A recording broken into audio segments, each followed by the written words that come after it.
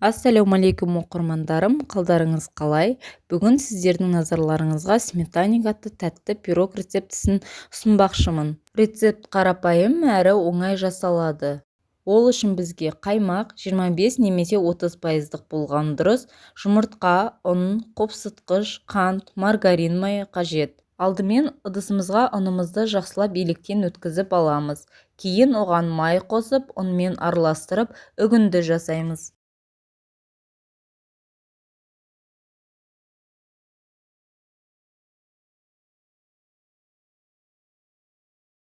Кейін қант, қопсытқыш және жұмыртқа қосып, жұмсақ қамыр илейміз. Дайын болған қамырымызды салафан немесе пленкаға орап, тоңазытқышқа салып 15-20 минутқа қоямыз.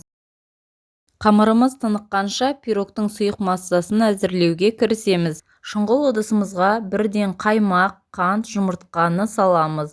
Жақсылап миксермен араластырамыз. Бір келкі сұйық масса пайда болуы тиіс.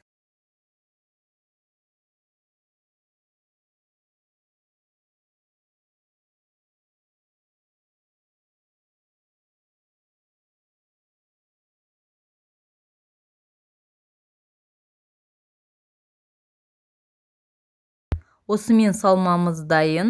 Енді қамырымызды алып, формамызға қолмен жаймалап шығамыз.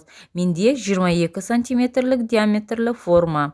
Қамырымызды жаймалаған кезде қамырымыздың қабырғасы жоғарырақ болғаны дұрыс. Қамырымыз толықтай жаймалағаннан кейін сұйық қаймақты массамызды құямыз. Артынан шеттерін видеодағыдай төмендетіп басып шығамыз. Пирогымызды басында 160-150 градуста ысып тұрған пешімізде 10 минутқа қоямыз.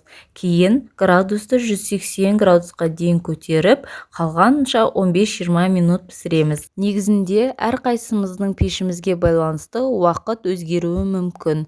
Ең бастысы пирогтың піскенін, форманы қозғалтқан кезде ішіндегі сұйық массада аздаған діріл болу керек. Және піскен уақытта пирогтың сұйық массасы аздап көтеріліп тұрады.